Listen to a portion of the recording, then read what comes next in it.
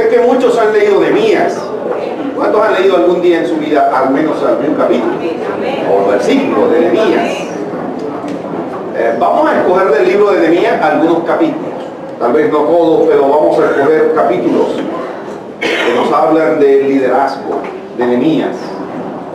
Yo creo que Dios en esta iglesia tiene líderes, hombres dispuestos a servir al Señor, mujeres dispuestas a servir al Señor. Y le animo a que abra su Biblia en el primer capítulo de Nehemías. Me hubiera gustado leerla en varias traducciones, pero la próxima vamos a hacer eso, a leer la palabra en varias traducciones. Ya lo habíamos hecho antes del culto. Vamos a leer el capítulo y quiero que siga la lectura y vamos a tratar de leer lo mejor. Ayer me enteré que hay una iglesia donde hacen un curso para leer la Biblia y quien no sabe leer no la lee en público. Bueno, muy respetable, ¿no? Pero yo creo que sí hay que leer bien la palabra de Dios para escucharla. Vamos a leer para escuchar bien. Y luego vamos a meditar en lo que leemos, para identificarnos con lo que leemos, pero luego para obedecer. Palabras de Nehemías, hijo de Acalías. Aconteció en el mes de Quisleu, en el año 20, estando yo en Susa, capital del rey, que vino Anani, uno de mis hermanos, con algunos varones de Judá, y les pregunté por los judíos que habían escapado, que habían quedado de la cautividad, y por Jerusalén. Y me dijeron, el remanente, los que quedaron de la cautividad allí en la provincia, están en gran mal y afrenta, y el muro de Jerusalén derribado, y sus puertas quemadas a fuego. Cuando oí estas palabras, me senté y lloré, e hice duelo por algunos días, y ayuné, y oré delante del Dios de los cielos, y dije, te ruego, oh Jehová, Dios de los cielos, fuerte, grande y temible, que guardas el pacto y la misericordia a los que le aman y guardan sus mandamientos. Esté ahora atento tu oído y abierto tus ojos para oír la oración de tu siervo, que hago ahora delante de ti, día y noche, por los hijos de Israel, tus siervos. Y confieso los pecados de los hijos de Israel, que hemos cometido contra ti. Sí, yo y la casa de mi padre hemos pecado. En extremo, nos hemos corrompido contra ti y no hemos guardado los mandamientos, estatutos y preceptos que diste a Moisés tu siervo. Acuérdate ahora de la palabra que diste a Moisés tu siervo, diciendo, si vosotros pecáis, yo os dispersaré por los pueblos.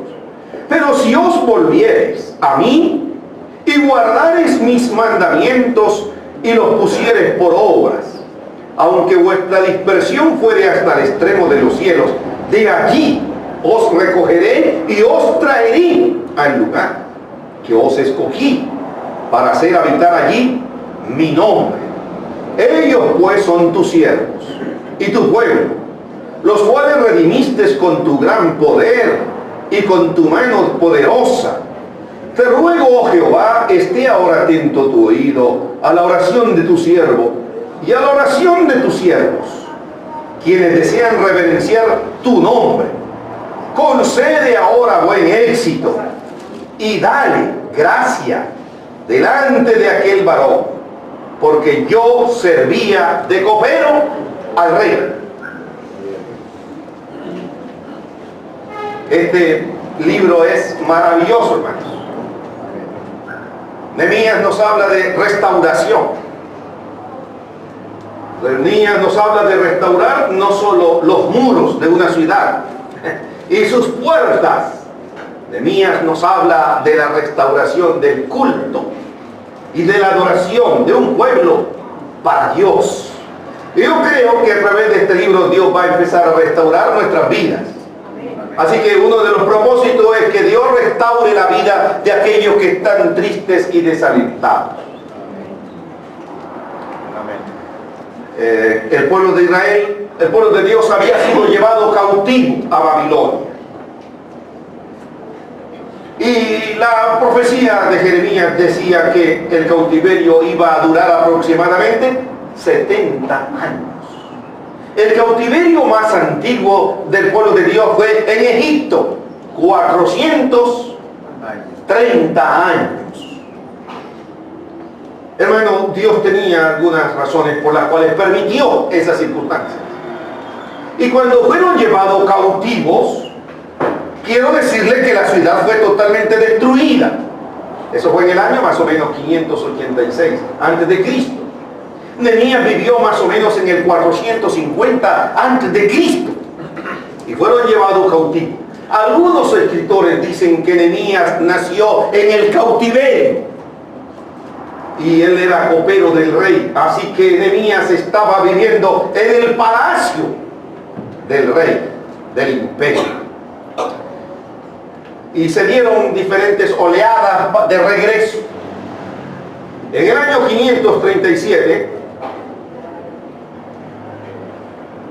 regresa el primer grupo.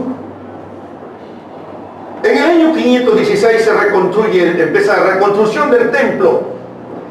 Y en la segunda oleada o en el segundo viaje que vino del cautiverio fue el escriba, Esdras. ¿Cuántos han oído hablar de Esdras? Un hombre que amaba, intérprete de las escrituras, conocedor y amante de la palabra de Dios. Y él volvió también, fue líder del segundo grupo. Y más o menos en el 445 Nehemías pide el poder volver, pide autorización. Así que viene un grupo con él, Nehemías el gobernador, para ayudar en la reconstrucción de la ciudad. Cuando Nehemías escuchó y le llegó a sus oídos por parte de su hermano Hanani que la ciudad estaba destruida, la ciudad de Jerusalén había quedado asolada. La Biblia dice que las puertas de la ciudad estaban totalmente quemadas, los muros en el suelo. Así que la ciudad, las puertas son para protección y la muralla también, pero todo eso estaba totalmente destruido por el fuego. En la ciudad habían quedado solamente los enfermos, los ancianos. Y él pregunta por su pueblo. Y le dicen que está en horrenda situación, en crisis. Y él se sienta y llora al oír la circunstancia por la cual están pasando sus hermanos. Si él nació en Babilonia, si él nació en el cautiverio, en medio del imperio persa, si él había nacido allá, él sabía que no era de ese pueblo, era del pueblo de Dios. Así que él se interesó. Nehemías tiene un corazón, hermano, que se interesó por la gente. Creo que nos va a enseñar eso a nosotros. Y en esta mañana quisiera que aprendiéramos una palabra. Te veo. Tú importas. Y yo quiero que usted, cuando alguien aquí en la iglesia esté pasando por alguna circunstancia difícil o haya estado ausente, dile, te veo. Tú importas. Creo que es un reto para nosotros interesarnos por los demás. ¿Qué sabe usted de sus hermanos, de su familia? Pero nosotros vemos aquí qué noticias son tan malas para Nehemías que hace que un hombre adulto llore. Llore. Me imagino las familias venezolanas que han venido. Cuando preguntan por los suyos, hay gente que llora, literalmente. Ahora, en nuestro país han ocurrido diferentes situaciones difíciles. Y solo al escuchar, produce dolor. Quiero que aprendamos 3 cosas en esta mañana. Y vamos a meditar del versículo 5 al 11. La oración que hizo Nehemías. En primer lugar, Nehemías reconoce quién es Dios. Cuando estamos pasando por momentos difíciles en nuestra vida, es necesario que podamos saber en quién hemos creído. Y quiero que mire por un momento el versículo 5 del capítulo 1, hermanos. Y dije, versículo 4, cuando oí estas palabras, o sea, las malas noticias, me senté y lloré e hice duelo por algunos días.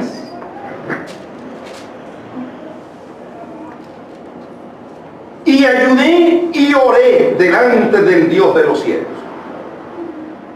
Y dije, te ruego, oh Jehová, Dios de los cielos, fuerte, grande y temible, que guardas el pacto y la misericordia a los que le aman y guardan sus mandamientos. Esté atento ahora tu oído y abierto tus ojos para oír la oración de tu siervo, que hago ahora delante de ti día y noche por los hijos de Israel tus siervos, y confieso los pecados de los hijos de Israel. Deténgase en el versículo 5. Nehemías basa su oración en el carácter de Dios y reconoce 3 cosas acerca de Dios. Reconoce que Dios es grande. ¿Qué más, hermano? Temible.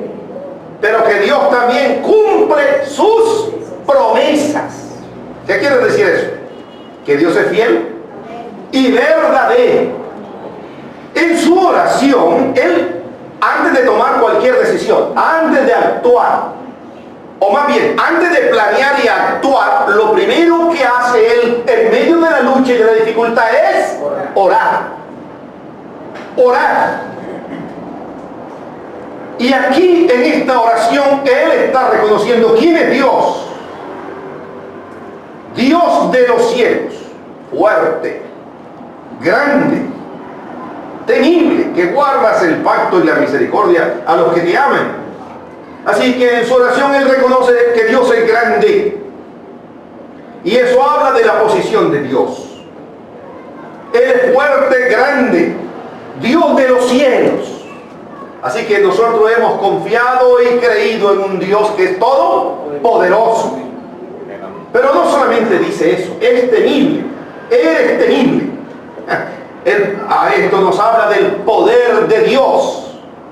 Y me trae a la imagen o a la memoria el momento cuando el pueblo de Israel está frente al mar, pero también está frente al río en cierta ocasión.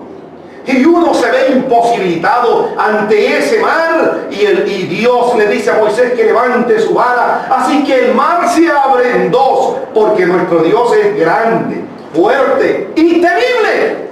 ¿Cuántos creen eso? Amén. ¿Cuántos creen que nuestro Dios es fuerte, grande y temible? Pero no solo eso. Él dice que Dios es fiel porque Él cumple sus promesas. Y eso habla de la fidelidad de Dios. Así que las promesas de Dios en Cristo son sí, pero dice que también en Cristo son amén. Dios es fiel a su palabra. Dios es fiel a sus promesas. Y antes de tomar cualquier decisión, lo primero que hace Nehemías es orar. Y en su oración, él reconoce quién es Dios. Ahora yo me pregunto, ¿por qué inicia su oración de esa manera? Porque, hermanos, creo que realmente cuando nosotros reconocemos quién es Dios, Adoramos al Dios en quien creemos. Cuando nosotros reconocemos quién es Dios, adoramos al Dios que reconocemos. Cuando reconocemos la grandeza de Dios, sabemos en quién estamos confiando y lo alabamos, porque es todopoderoso. Le pregunto esta mañana, cuando reconoces quién es Dios, creo que tus palabras deben estar llenas de convicción, por muy grande que sea la circunstancia. Ahora, lo que está viviendo el pueblo de Dios no es fácil. Están destruidos, afligidos, llenos de temor y de miedo. Es como si por un pueblo pasara una catástrofe y todo el mundo está atemorizado. Yo he ido a pueblos que uno encuentra las casas solas. La gente se ha ido por temor a la violencia o a la muerte. Pero quiero decirles que nosotros hemos creído en un Dios todopoderoso. Amén. En segundo lugar, miren el versículo 6 y 7 del pasaje. Él primero reconoce quién es Dios, pero él también reconoce su pecado. En el versículo 6 y versículo 7 dice: esté ahora atento tu oído y abierto tus ojos para oír la oración de tu siervo, que hago ahora delante de ti, día y noche. Oh, tremendo. Por los hijos de Israel, tus siervos, y confieso. ¿Qué fue lo que hizo? Confieso los pecados de los hijos de Israel, que hemos pecado, que hemos cometido contra ti. Sí, yo y la casa de mi padre hemos pecado, y en extremo nos hemos corrompido contra ti, y no hemos guardado los mandamientos, estatutos y preceptos que diste a Moisés tu siervo. Mire la oración que hace. Este no es un tipo de oración egoísta, no es un tipo de oración para juzgar. Él no juzga a los demás, él se incluye. Sí, yo y mi casa hemos pecado. Sí, yo y la casa de mi padre hemos pecado. Pero lo primero que hace es confesar sus pecados, y él pide perdón a Dios por el pecado del pueblo de Israel. En otras palabras, él está reconociendo que las circunstancias que están viviendo es por causa de su propia desobediencia. Así que la desobediencia trae su propio castigo o su retribución. Pero lo importante aquí es que él reconoce quién es Dios, pero ahora está reconociendo su propia condición. Así que delante de un Dios grande, majestuoso y poderoso, no hay otra cosa que reconocer cuán pecadores somos nosotros. El profeta Isaías dijo: ¡ay de mí! ¡Ay de mí! Porque sus ojos habían contemplado la gloria de Dios. Nehemías se identifica con el pueblo al confesar: hemos pecado. Reconoce su pecado a nivel personal, pero también lo hace de manera colectiva. Los creyentes aceptan su culpa, pero los perdedores lo pasan por alto. La pregunta para ti y para mí esta mañana es: ¿cuándo fue la última vez que tú llegaste delante del Señor con un espíritu quebrantado para reconocer tu propio pecado? Los de tu familia, los de tu casa, los de tu nación. A veces pensamos que nosotros no somos ningunos pecadores. Todos nosotros hemos pecado. El salmista en el Salmo 51, versículo 4, mire lo que dice David. Salmo 51. Contra ti solo he pecado, y he hecho lo malo delante de tus ojos, para que seas reconocido justo en tu palabra y tenido por puro en tu juicio. Así que David también reconoce que ha pecado contra el Señor. Creo que diariamente, hermano, diariamente tenemos que reconocer quiénes somos delante de Dios. Dios no va a dejar de existir o de ser por causa de nuestro pecado. No, Él es Dios. Él es soberano. Pero Él es misericordioso con cada uno de nosotros. ¿Cuánto hemos experimentado la misericordia de Dios? Amén. Nosotros somos objetos del amor y de la misericordia del Señor. Amén. Entonces en su oración lo primero que uno nota es que reconoce quién es Dios. Lo segundo que hace es que reconoce su propio pecado. Y en tercer lugar, Él recuerda lo que Dios ha dicho en su palabra. Versículos del 8 al 11. Él recuerda lo que Dios ha dicho en su palabra. Y a mí me parece interesante esta oración de Nehemías, porque nos enseña que en primer lugar debemos reconocer quién es Dios, pero también nuestro pecado. Pero poder entender que Dios recuerda lo que Él ha dicho. Él reconoce lo que Dios ha dicho en su palabra. Mire la oración de Nehemías. Acuérdate ahora de la palabra que diste a Moisés tu siervo, diciendo: si vosotros pecareis, yo os dispersaré por los pueblos. Pero si os volviereis a mí y guardareis mis mandamientos, ¿qué va a pasar?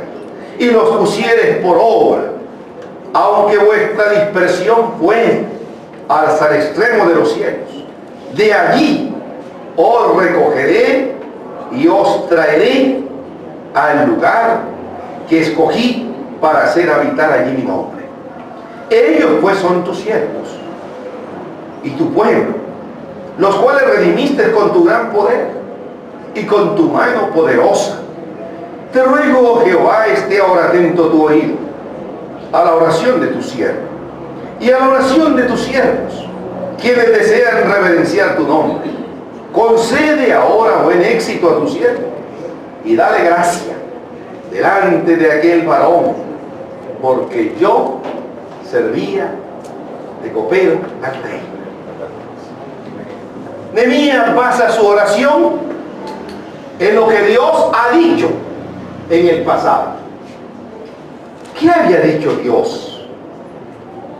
Si vosotros pecaréis y yo les disperso, pero si se vuelven a mí y guardan mis mandamientos y los ponen por obras, aunque la dispersión fuere al extremo de los cielos, de allí os recogeré y os traeré. Escuche, la oración de Nehemías fue específica. En el versículo 11 nos dice que él oró, del 6 al 11, perdón, en este pasaje. En el versículo 6 dice que él ora por los hijos de Israel, versículo 6, que son sus siervos. Y él también está dispuesto a ser parte de la solución. En el versículo 11, él dice: te ruego, oh Jehová, esté ahora atento tu oído a la oración de tu siervo y a la oración de tus siervos, quienes desean reverenciar tu nombre. Concede ahora, mira lo que dice, buen éxito a tu siervo y dale gracia delante de aquel varón. ¿De quién está hablando aquí? ¿De quién? ¿Del rey Artajerjes? Y él está rogando a Dios. Así que él primero le recuerda a Dios lo que Dios ha dicho. ¿Qué es lo que Dios ha dicho? Que si ellos fueren dispersos, Dios los va a recoger. Si ellos obedecen, si guardan su palabra. Ahora, hermano, yo estoy seguro que en el cautiverio había gente que ya se había hecho al ambiente del cautiverio. Hubo gente que tal vez no quiso regresar, pero Nehemías había entendido la palabra de Dios. El sacerdote Esdras había leído la escritura. Él tenía bien claro que Dios iba a restaurar a su pueblo. Amén. Así que aunque él estuviese cómodo en el palacio, de Altajerje, porque él era copero, era el que probaba el vino, él era el encargado de ese oficio. Algunos dicen que era como la segunda persona del rey Altajerje, era alguien que tenía una buena posición social, económica, reconocimiento, pero a él le dolía a su pueblo, él tenía identidad en primer lugar con Dios y con nosotros, con su pueblo. Cuando uno tiene identidad con Dios, cuando uno ama a Dios, ama a sus hermanos, ama a la iglesia, le importa la situación. Te veo, tú me importas. Yo no sé cuántos saben que hay hermanos de la iglesia, bueno, hay algunos también pasando luchas y dificultades, enfermedades.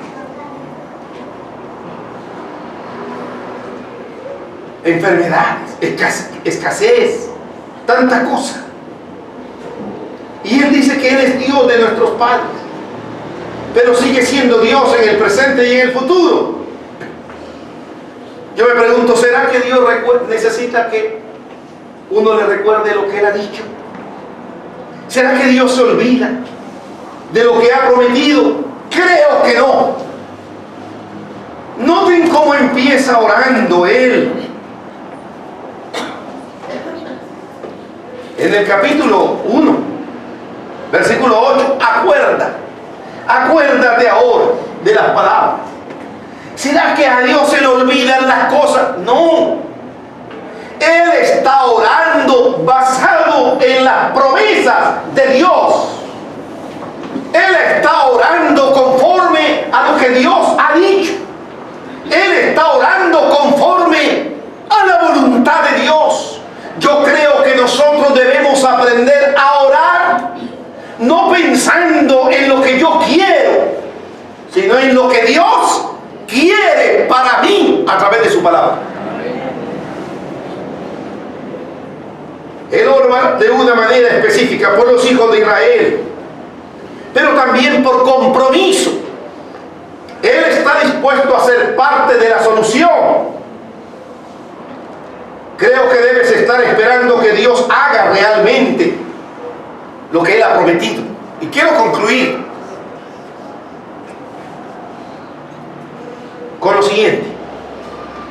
En esta mañana quiero que salga pensando en la vida de sus hermanos. Te veo, tú me importas. Dile eso al que tienes ahí a tu lado. Te veo. Aunque él no le esté viendo, míralo. Dígale, te veo, tú me importas.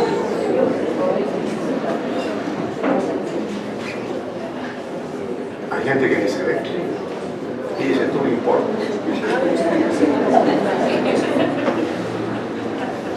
Si es el esposo, dígale, te veo.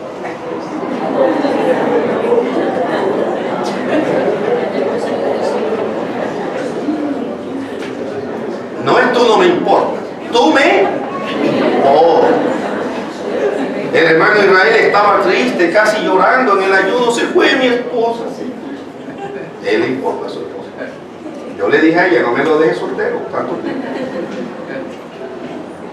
Hermano Darío, te veo, tú me importas. Hermana Roselena y los hermanos que están aquí, te veo, tú me importas. Ora reconociendo quién es el Señor, pero también admitiendo tu pecado. Hermano, para empezar a ser restaurados tenemos que confesar nuestros pecados. Si confesamos nuestros pecados, Dios es fiel y justo para perdonarnos.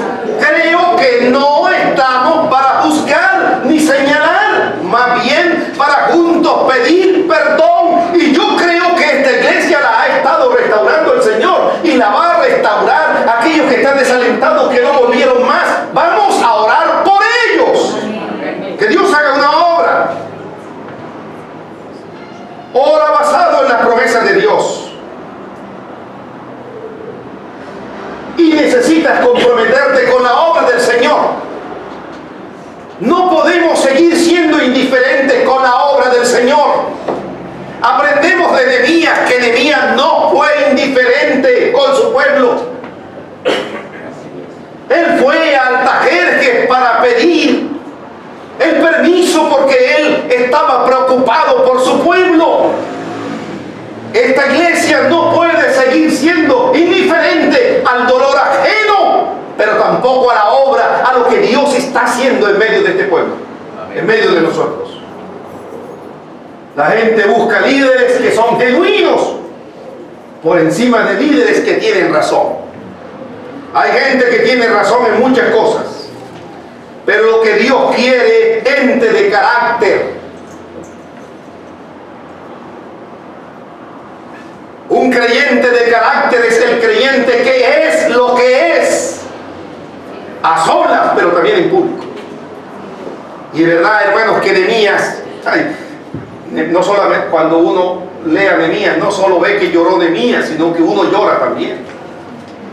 No sé si a usted le ha pasado eso, pero si la palabra de Dios no le produce conmoción a usted, creo que es bueno que empecemos a revisar nuestra vida.